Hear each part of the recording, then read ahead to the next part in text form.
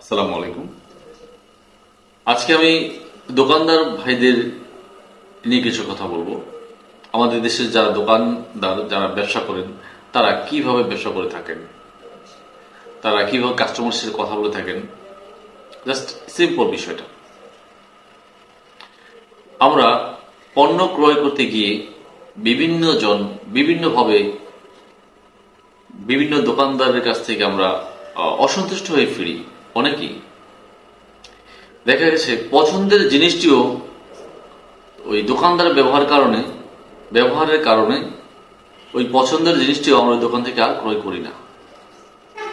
কেন করলাম না? কারণ তার বিহেভিয়ারটা ভালো ছিল না। দোকানদার ভাইদের এটা সবসময় খেয়াল করা উচিত যে আমার কাস্টমার, তাকে দিয়েই তো আমার ব্যবসা, তাকে দিয়েই তো আমার আজকে দোকানটা এই পজিশনে আসছে বা আমার একটা পজিশনে যাবে। কাস্টমার হচ্ছে চীনা ভাষায় একটা কথা আছে, একটা প্রবাদ আছে ওদের, যে যিনি হাসতে জানেন না তিনি যেন দোকান না খোলেন। দোকানদারদের হাসি মুখে কথা বলতে হবে। কাস্টমার আপনার জিনিসগুলো অনেক নাড়াচাড়া করলো, এটা শুনলো, এটা দেখলো, সেটা দেখলো, এই কালার মিলছে না, সেই কালার মিলছে না, নানান রকম খুঁটিনাটি দেখে আপনার সময়টা নষ্ট করলো, সে আপনার পণ্যটা নিল না, সে চলে গেল অথবা চলে যাওয়ার প্রস্তুতি দিচ্ছে। সে সময় আপনি তার সাথে আর একটু খারাপ ব্যবহার করে দিলেন যে আমি জানতামই আপনার নিতে পারবেন না বা আপনার এগুলো পছন্দ হবে না, যান ওই দোকানে যান।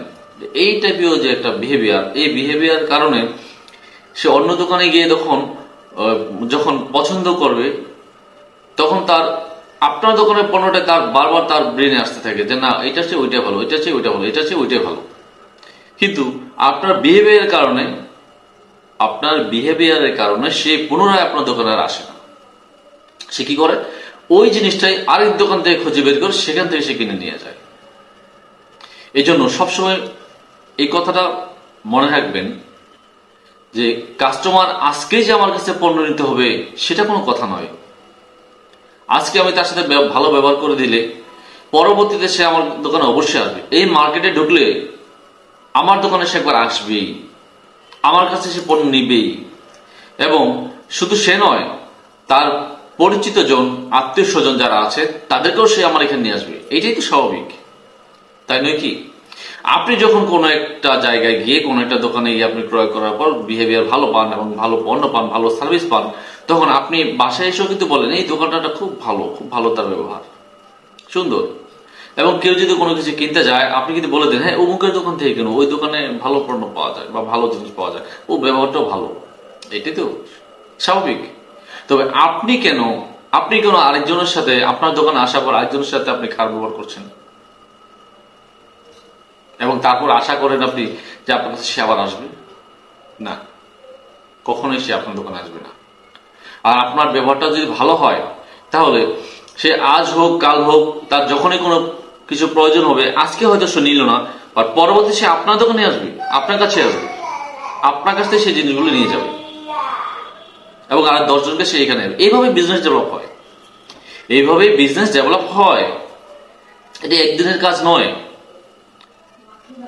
মনে রাখবেন, সুপরিচিতি, আপনার সুব্যবহার, আপনার আচরণ, এগুলো একদিনে প্রচার হয় না, ধীরে ধীরে প্রচার হয়।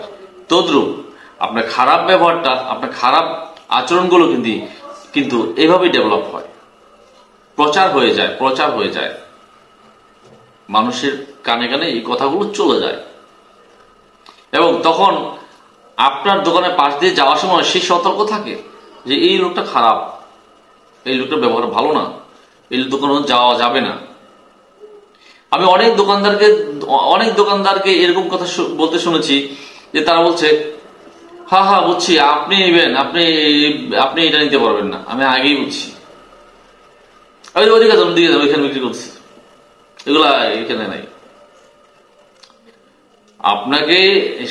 আপনি দাম বললেন, এটা সে আপনার দামের চেয়ে অনেক কম বলে ফেলছে, ঠিক আছে, আপনি তাকে বুঝিয়ে বলেন যে না আপু, এটা তো এই জিনিসটা, এটা তো এরকম, এটা তো এই ব্র্যান্ডের, ওটা এই ব্র্যান্ডের, এটার দাম একটু বেশি, এটার দাম একটু কম, এটা এই কারণে কম, এই কারণ বেশি।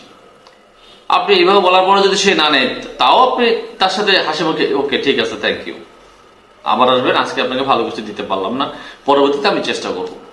বিশ্বাস করেন, বিশ্বাস করেন আর নাই করেন, ওই ব্যক্তি দ্বিতীয়বার আপনার দোকানে আসবে, আপনার কাছে সে পণ্য নেবে, আপনার কাছে সে সন্তুষ্ট।